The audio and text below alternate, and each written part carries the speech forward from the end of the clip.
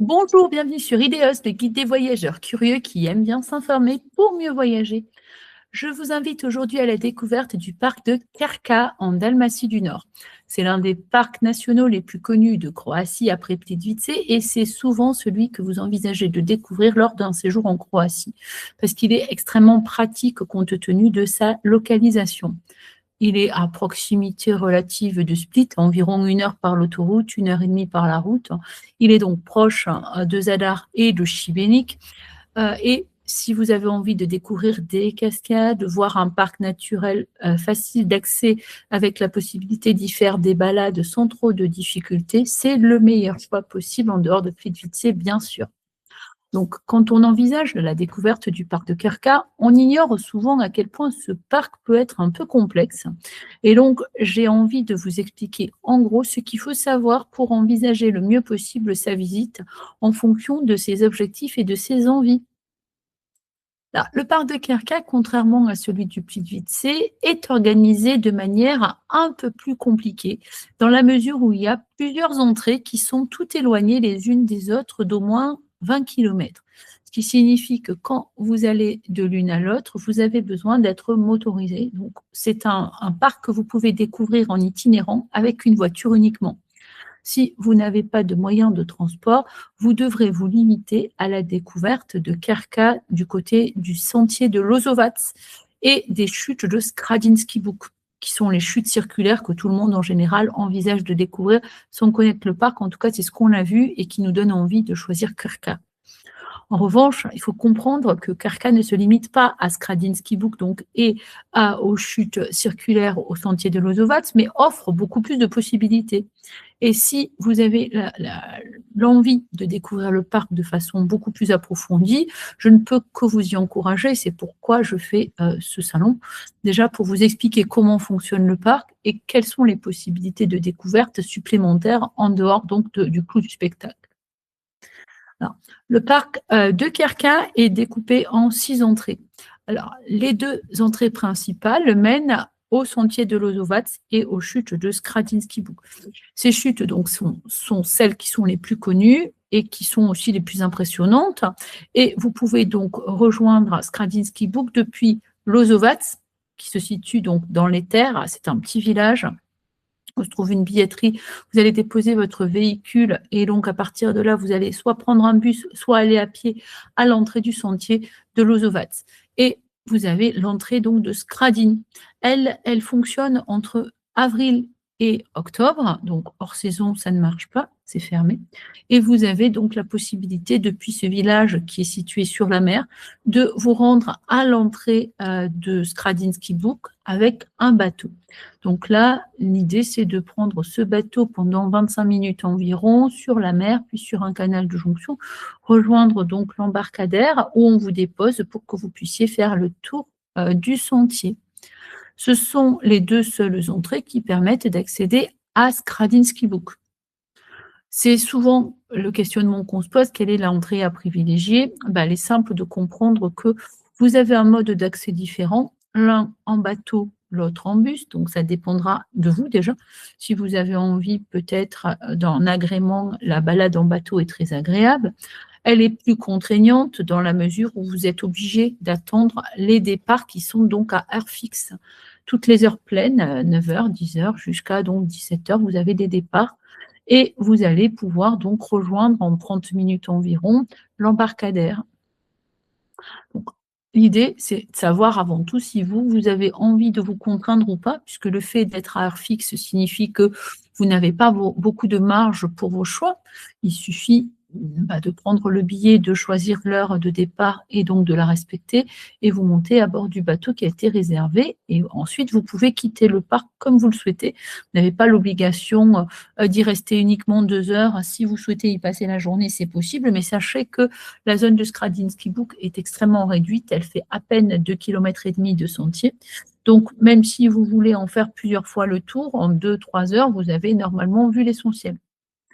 Donc, en général, on compte une base de 4 heures pour la découverte depuis Skradin, avec donc 50 minutes aller-retour de bateau, et environ 3 heures, 2 heures à 3 heures pour Lozovac, puisque vous pouvez prendre le bus qui est plus fréquent, ou y aller à pied également en 15 minutes environ. Donc ça signifie que vous n'êtes pas contraint par rapport aux heures de départ du bateau.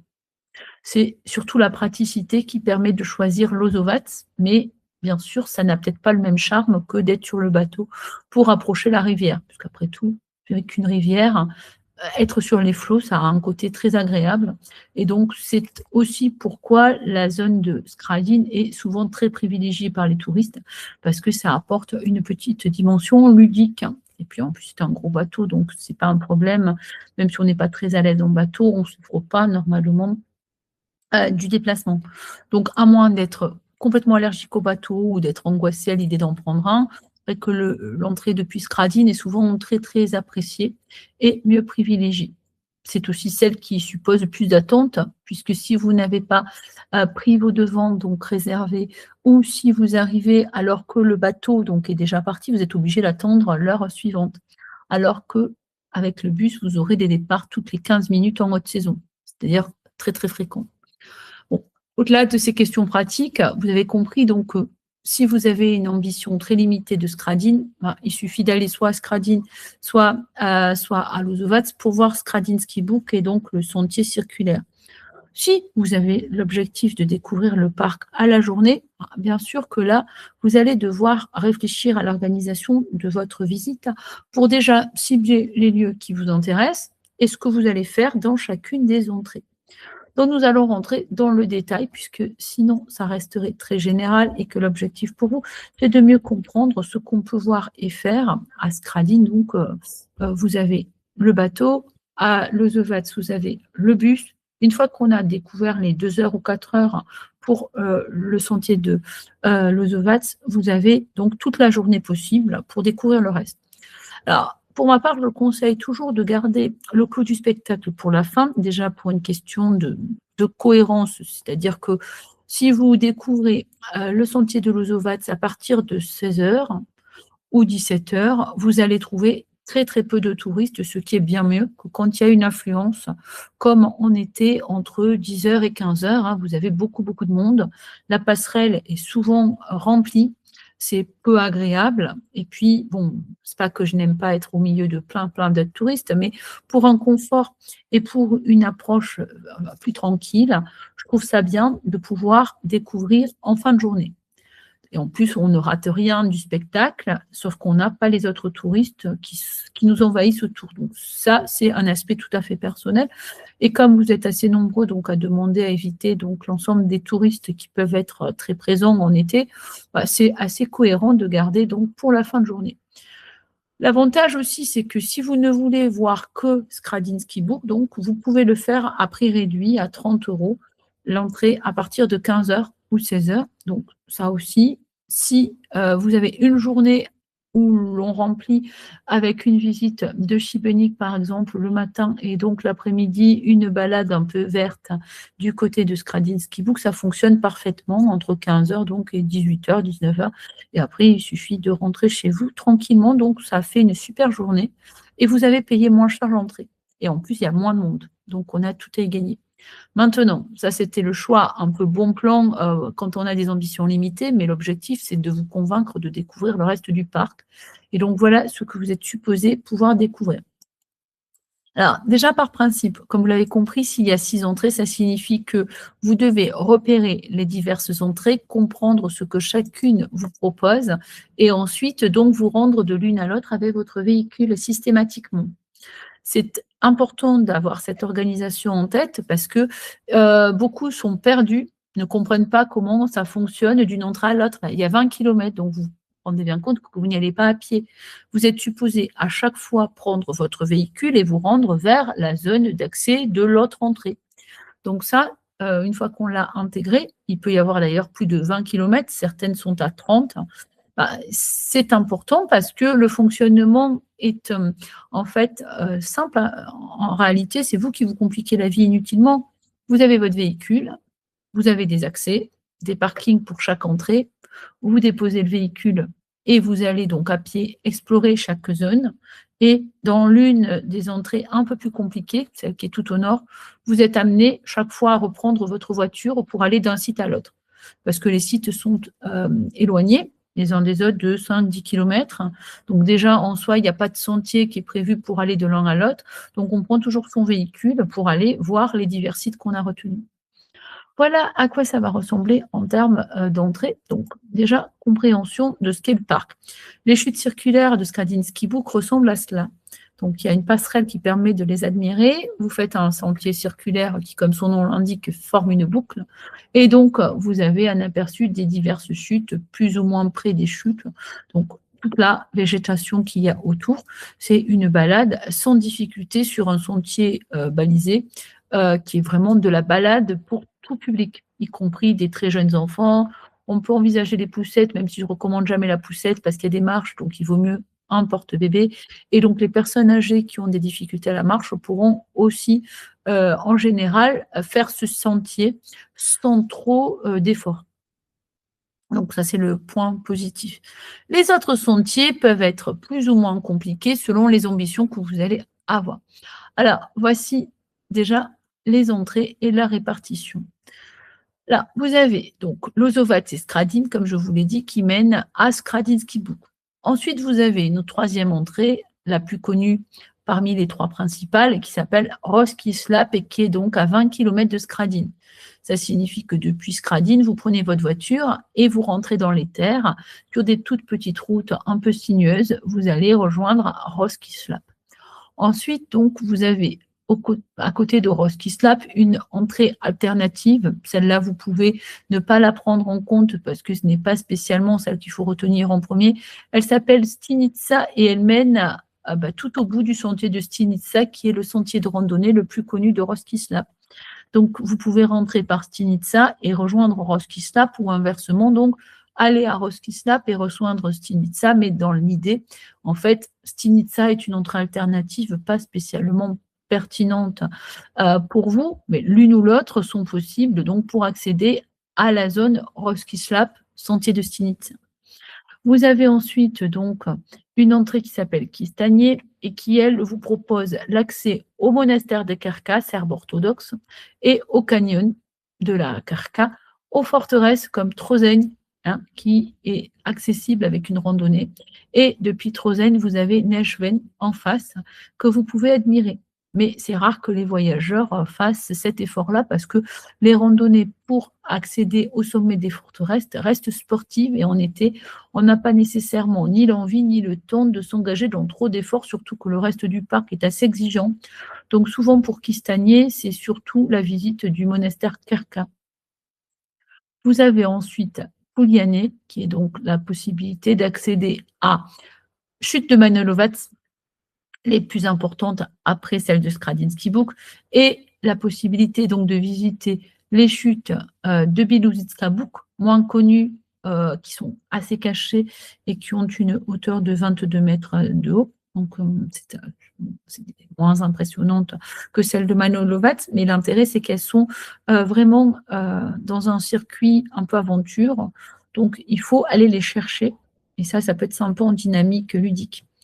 Et vous avez le site de Bournou, qui est un ancien camp militaire romain dans lequel vous trouverez les vestiges, les fouilles dans un musée et donc l'aspect de ce qu'était le camp romain à l'époque donc de la domination de Rome sur la zone adriatique.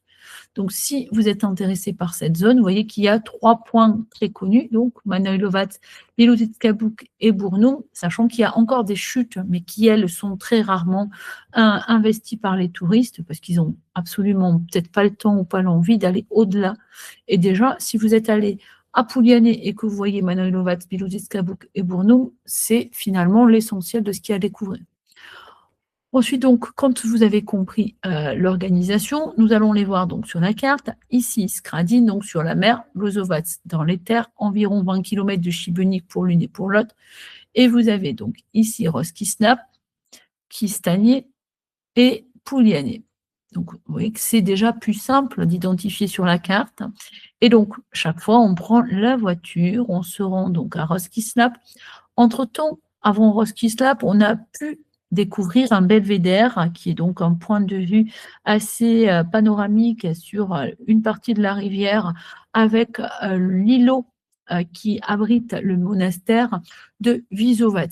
Et là, en fait, si vous ne voulez pas faire ou payer de supplément pour aller sur l'îlot en bateau, vous allez pouvoir le voir de loin.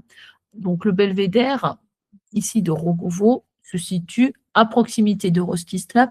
Et encore une fois, vous devez comprendre donc que vous devez prendre votre voiture pour vous rendre dans une zone et l'autre. Parce que vraiment, c'est ce qu'il faut intégrer. Chaque fois, la voiture, un parking ou une zone qui est aménagée pour donc laisser sa voiture et après à pied, on rejoint le point qui nous intéresse. Donc, maintenant que vous avez sûrement compris un peu mieux l'organisation du parc, vous devez vous demander ce que vous voulez voir, y faire. Pardon. Donc, à ce moment-là, c'est assez simple. Sentier de Lozovat, c'est la chute de Skradinsky Buk, uniquement.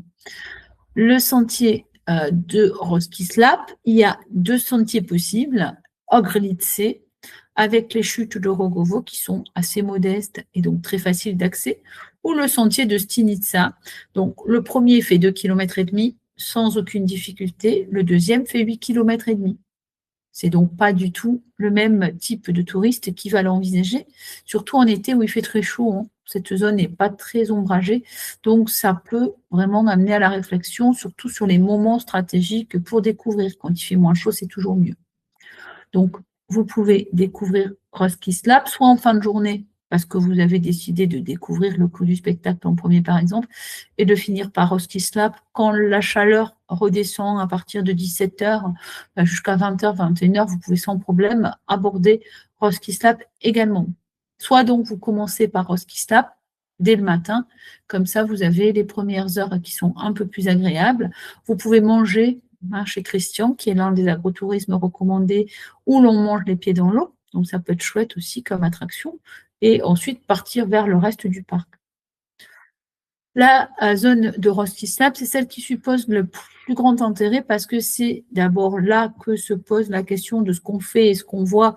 Et le temps nécessaire n'est absolument pas le même entre le sentier de randonnée de 2h30, qui prend 2,5 km, pardon, qui prend 1h30 environ, et donc la zone de Stinitsa qui prend au moins 4 heures. Donc là, déjà en soi, quand vous avez posé les termes de la réflexion, soit la randonnée courte, soit la randonnée complète longue, vous avez entre 1h30 et 4 heures de votre journée qui sont occupées. Or, le fait de manger éventuellement chez Christian, ce qui prend toujours un certain temps, parce que c'est une attraction très sympa, si vous vous baignez en plus, forcément, ça va prendre au moins 1 heure supplémentaire. Donc, à voir déjà ce que vous faites et comment vous envisagez le parc. Donc, l'intérêt de la zone de Roskislav, c'est qu'elle vous ouvre plusieurs possibilités de visite panoramique. Comme vous l'avez compris, le sentier simple de 2,5 km sans difficulté, c'est à travers la végétation, donc se rendre près des chutes de Rogovo et donc admirer un peu ces chutes, mais elles sont très modestes. Donc, ce n'est pas ce qui est vraiment le plus intéressant. Si vous voulez agrémenter, il y a la possibilité de visiter le musée qui a été improvisé donc, dans les anciens moulins à eau. Donc là, vous avez un peu un aperçu de tout ce qui est tradition dalmate, comment on était habillé, comment se passait la vie dans la campagne de l'intérieur des terres. Hein. Et vous avez donc quelques petites reconstitutions pour vous imaginer un peu cette période, pas si lointaine, hein, qui a moins d'un siècle. Donc ça, ce sont les possibilités pour ajouter à la visite des chutes de Ogrlice, par exemple, si on ne veut pas aller dans la difficulté la plus compliquée du sentier de Rogovo, c'est-à-dire à la zone de Stinitsa. L'itinéraire Stinitsa de 8,5 km en soi est un peu plus difficile parce que vous avez déjà des ascensions, donc il y a du dénivelé. Il y a également peu d'ombrage par moment, donc quand il fait chaud, ça reste assez sportif. Et surtout, il y a l'ascension des 516 marches qui sont un peu exigeantes parce qu'au début, c'est toujours agréable de pouvoir prendre de la hauteur, mais quand on commence à avoir un peu de marche dans les jambes, c'est vrai qu'on peut se sentir fatigué, pas forcément avoir envie d'aller jusqu'au sommet. L'intérêt du sommet, c'est que vous avez une grotte qui peut donc se visiter et qui permet de découvrir tout ce qui était période néandertale, avec une reconstitution de la vie des hommes de Néandertal, donc à cette époque, et vous avez des représentations de cette période, donc ça peut être sympa avec des enfants, hein. Ils aiment bien la préhistoire en général. C'est un peu la cerise sur le gâteau, même si c'est absolument pas l'attraction incontournable. Donc, à vous de voir si vous avez envie ou pas de faire l'effort et donc intégrer les 516 marches, la grotte et le sentier lui-même. Vous pouvez toujours faire des compromis, donc ne pas aller au sommet, grimper à mi-chemin, ça permet déjà d'avoir une vision un peu sympa des paysages. Mais dans l'idée, vous devez retenir donc que quand on fait le choix des marches, l'objectif, c'est de prendre de la hauteur et donc d'avoir la possibilité d'avoir des panoramas très différents du reste de la zone. Donc ça, c'est aussi assez utile, hein, pour pouvoir vous-même avoir cet aperçu-là. Donc, si vous avez choisi la visite simple à Roskislap, on est autour de 2 heures, 2h30.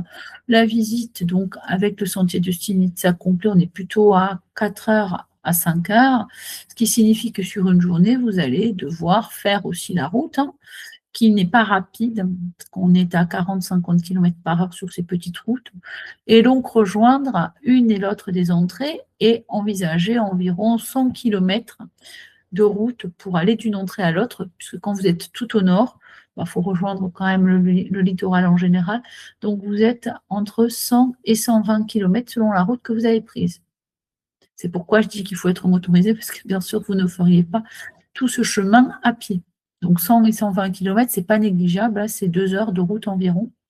Et comme ce sont des petites routes, on ne va pas vite. Il faut être très attentif parce que les personnes qui les empruntent ne le sont peut-être pas autant que vous, donc il faut être vigilant.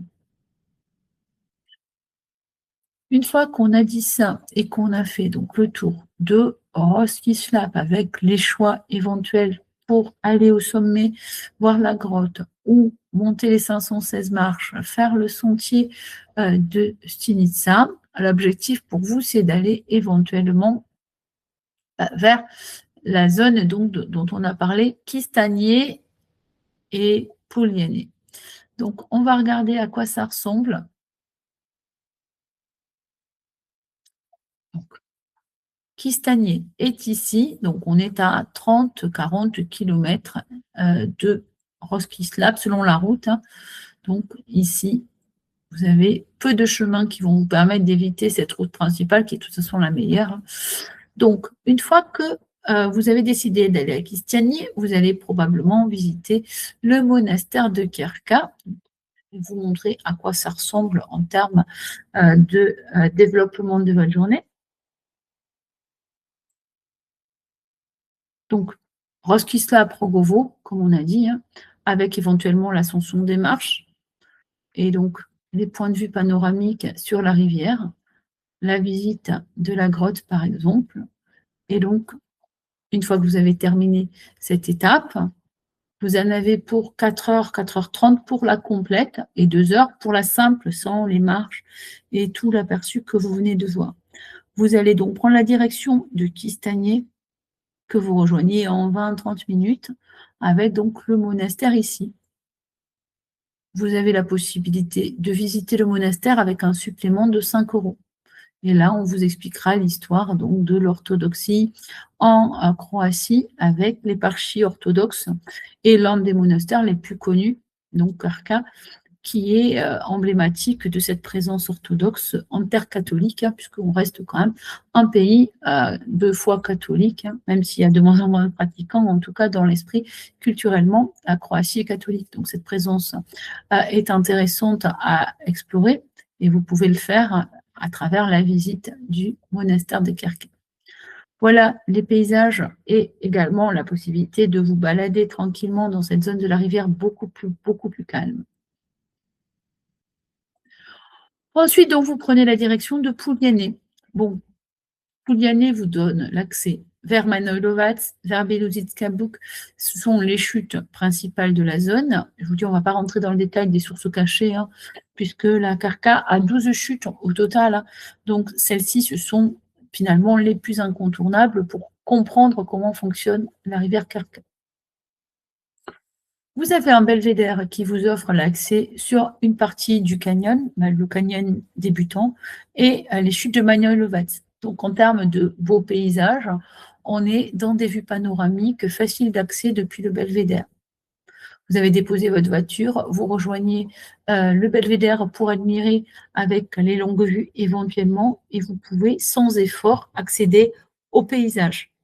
En revanche, l'idée, c'est de ne pas vous en contenter si possible et de rejoindre les chutes que vous avez vues donc et qui sont accessibles depuis un sentier de 2 km 100.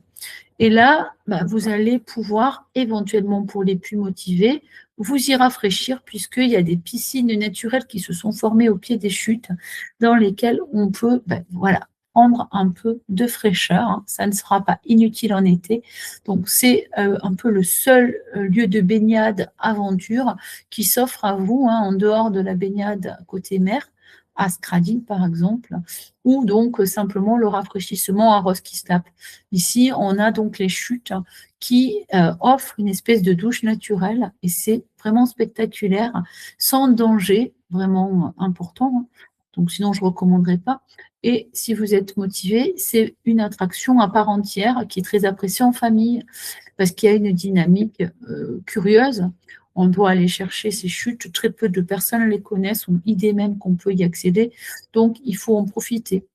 Et à partir de là, donc, vous allez, après avoir vu Magnolia-Lovatz et Bilouzitska Buk, terminer par les chutes circulaires éventuellement. Entre-temps, vous aurez donc eu un aperçu des chutes de Magnolia-Lovatz depuis plus près, comme vous le voyez ici. Et donc, ensuite, peut-être la baignade. Bilouzitska Buk, ce sont les autres chutes complémentaires. Pareil, de Bilouzitska Buk à Magnolia-Lovatz ou inversement, vous devez prendre votre voiture, rechercher donc l'entrée du sentier et poser la voiture dans la zone un peu aménagée près de Bilouzitska Buk et marcher sur 400 mètres à travers la végétation.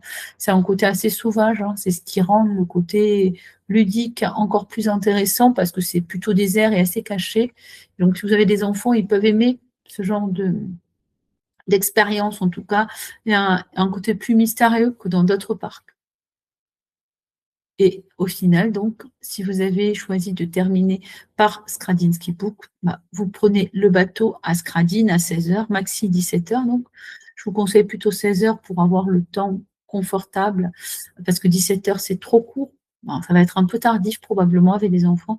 Donc, le départ à 16h depuis Skradin pour prendre le bateau et rejoindre la rivière et faire le tour comme il faut. Sinon, vous pouvez le faire depuis Lozovatz sans contrainte, y compris assez tard.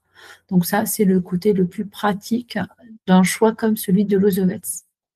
Voilà en gros ce qu'il faut savoir sur le parc de Kirka, ce que vous pouvez voir et faire principalement, et les choix donc qui s'offrent à vous vous permettront d'avoir une visite qui sera très différente de celle des touristes lambda, sans manque de respect pour eux, mais c'est vrai que quand on n'a pas pris le temps de s'informer et qu'on ignore tout ce qu'il y a à voir, on va se contenter de quelque chose qui est très joli, mais qui finalement reste coûteux, alors qu'avec le même billet, donc pour le même prix de 40 €, vous allez pouvoir sans problème avoir un aperçu beaucoup plus riche et complet et sûrement d'ailleurs avoir l'impression de faire une vraie journée d'expérience d'aventure qui complète complètement les panoramas.